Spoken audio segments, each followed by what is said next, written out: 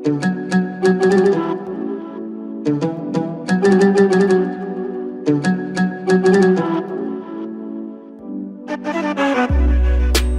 karşı bir rüya, kulağı yırtan Leyla.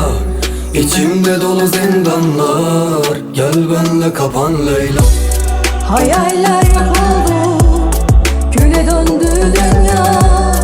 İstediğin oldu, bak öldü Leyla.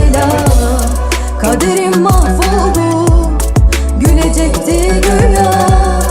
En son duaymış, meğer hepsi rüya. Toparlasam bir gün yasam kapına dayansam, kapıyı açıp beni kollarınla sarsan, bir kere kalsan, benim bir olsan. Hadi be Leyla, yüreğinle taştan.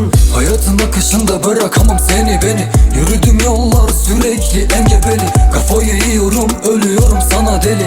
Bir yanım geçmişti hep senden geri geri.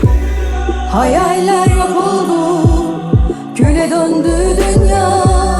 İstediğin oldu, bak öldü Leyla. Kaderim mahvoldu, gülecekti güya. En son duaymış, meğer hepsi rüya.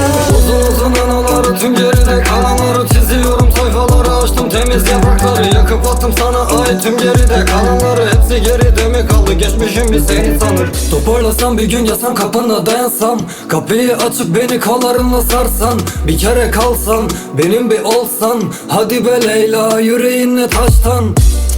Sabaha karşı bir rüya, kulağı yırtan Leyla.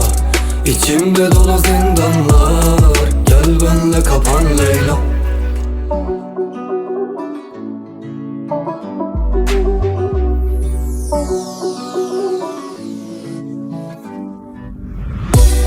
Hayaller yok oldu, küle döndü dünya.